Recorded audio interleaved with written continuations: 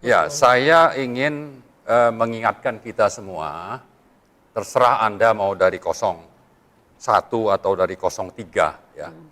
Pertama bahwa quick count yang disiarkan oleh sejumlah TV secara nasional itu jelas penggiringan. Ya, lembaga-lembaga survei itu jelas lembaga yang memang dibayar oleh rezim untuk menggiring opini masyarakat untuk nanti akhirnya begitu KPU mengumumkan itu bisa menyesuaikan. Jadi menyesuaikan terhadap apa yang sudah ditampilkan oleh lembaga survei tadi gitu. Nah, karena itu yang kedua saya ingin mengingatkan untuk kita jangan menjadi pesimis. Tetap optimis dan juga siap untuk menggugat kejahatan ini. Menggugat framing ini. Menggugat kemana Pak Marwan? Kalau Ya, kita menggugat. kita tahu seperti apa MA. Ya, saya kira kalau sudah bersatu ya, rakyat bersatu dari 1 dan 3, gugatan itu bisa kemana saja dan saya kira ke wakil rakyat yang ada sekarang. Nah ini menarik Pak Marwan ya, karena Ya. kan dulu Pak Marwan kerap menyuarakan soal pemakzulan dan lain-lain tidak mendapat sambutan dari partai politik. Ya. Dengan hasil seperti ini, apakah akan menggugah partai politik untuk kemudian bergeliat dan melawan begitu ya? PDIP terutama maksudnya. Saya sangat yakin karena memang saya juga mendengar PDIP itu menunggu hasil pileg dulu. Lalu setelah itu siap untuk memakzulkan Jokowi.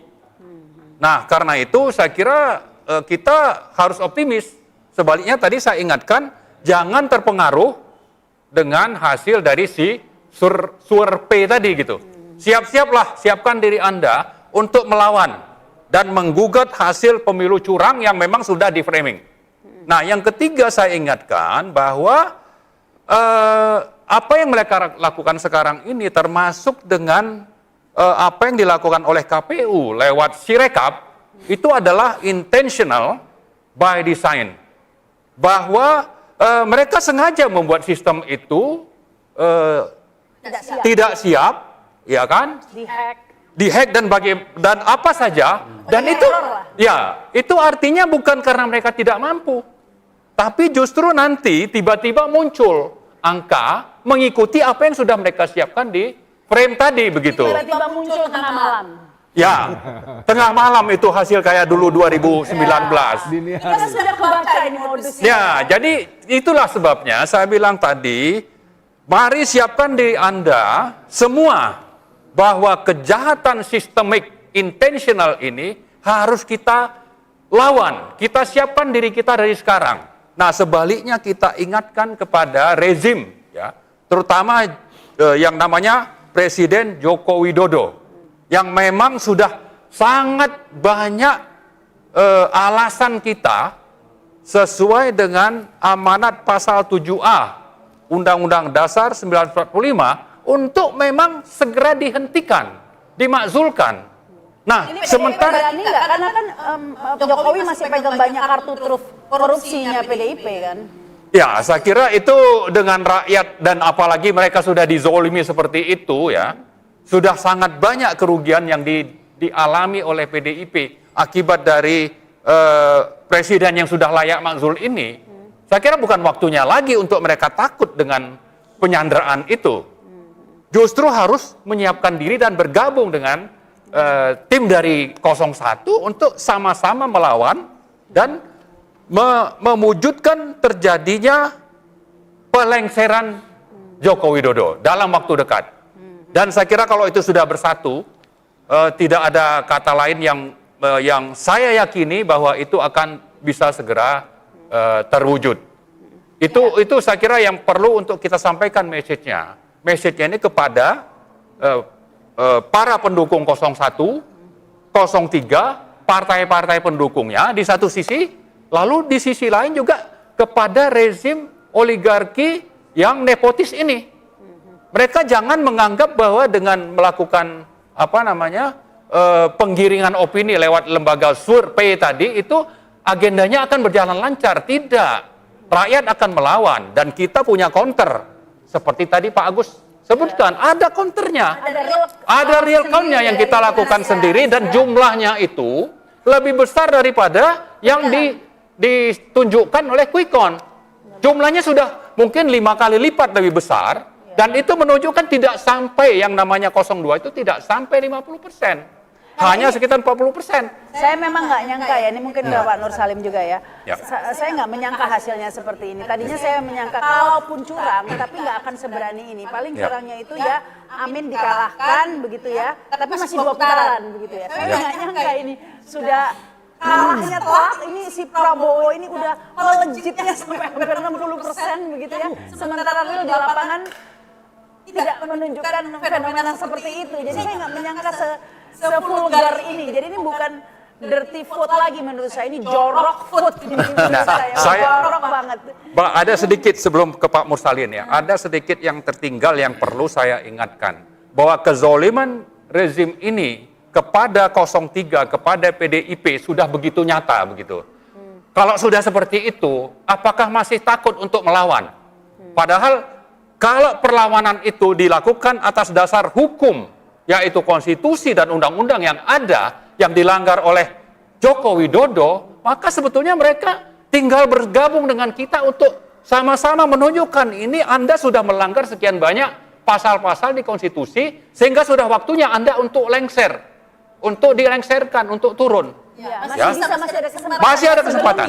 Lantik begitu betul, ya. Betul. Nanti presiden yang baru, ayo PDIP lawan begitu. Kuncinya ada di PDIP karena parlemen suara terbanyak PDIP. Dengan kondisi seperti ini Bang Marwan, langkah selanjutnya apa ini Bang Marwan? Ini sudah seperti ini karena kan terus terang mungkin banyak yang udah putus asa ya bilang gila gitu hasilnya segitu, tapi kemudian tidak tahu harus ngapain. Ini kita harus bagaimana nih Bang Marwan? Ya, saya kira kita harus meyakini tentang sepak terjang rezim ini pada prinsipnya dari awal ingin memenangkan Pilpres terutama dengan menghalalkan segala cara. Nah ini kedepannya agendanya apakah? Maksud saya begini, dengan kita atau gimana? Ya, jadi intinya bahwa mereka sudah mempersiapkan segala cara yang haram jadi halal, ya. Mulai dari itu masalah DPT satu hal saja, ya. Tapi hal lain misalnya di sistem IT, kemudian penggirian opini, lalu ada misalnya penggunaan APBN dan sebagainya, itu sudah sangat banyak. Untuk itu maka saya kira sikap kita adalah bagaimana mempersiapkan diri untuk menyatakan bahwa pemilu ini curang sehingga kita tolak. Itu satu hal. Kemudian kita juga bisa mempersoalkan misalnya tentang kesahihan atau legalnya yang namanya Gibran sebagai cawapres. Itu bisa kita persoalkan, kita mundur lagi dan itu sebetulnya banyak alasan legal atau hukum, apakah itu di undang-undang atau di konstitusi, untuk dengan begitu menjadi alat kita menolak hasil pemilu itu. Tapi kita menolaknya nanti menunggu tanggal 20. Ya, kita maksudnya dalam perjalanan ini, apalagi tadi framing itu terus di-endorse lewat perhitungan Sirekap dan juga hitungan akhir KPU nanti, itu kan kita bisa lihat, nah kalau memang itu terbukti, framing ini memang satu paket dengan itu, ya kita sudah, makanya dari sekarang itu harus mempersiapkan diri, baik secara fisik untuk melawan, kalau memang itu diperlukan, tapi juga secara administratif, legal dan sebagainya itu kita siapkan diri kita untuk melawan kejahatan ini. Begitu. Ini kejahatan sistemik. Oleh siapa? Oleh rezim yang berkuasa. Dan berkuasanya ini misalnya kalau kita bicara perbuatan tercela, salah satu yang sangat tercela itu adalah menjadikan partai-partai politik itu sebagai sandera. Sandera untuk bagaimana agenda politiknya itu bisa terlaksana. Nah, partai-partai ini tidak berdaya. Misalnya yang namanya Golkar, PAN dan sebagainya. Ya. Jadi sudah disandra supaya agenda politiknya bisa berjalan dengan kompensasi tidak ditangkap karena korupsi, lalu nanti juga bagi-bagi kursi dan mungkin nanti bagi-bagi kursi kabinet misalnya. Nah, ini semua saya kira harus tertanam dalam diri kita semua yang pro perubahan terutama dan juga teman-teman di 03 bahwa kita tidak akan pernah mengakui hasil perhitungan suara terutama Pilpres dan yang lain-lain juga dengan cara curang. Dan curangnya itu bukan cuma urusan di DPT tapi juga di IT dan di berbagai langkah perhitungan menuju nanti finalisasi angka yang katanya akan diklaim bahwa ini mereka menang. Kita tidak akan menerima itu dan karena itu mari mempersiapkan diri dengan segala cara dengan solidnya kita dan juga mempersiapkan data-data yang dibutuhkan.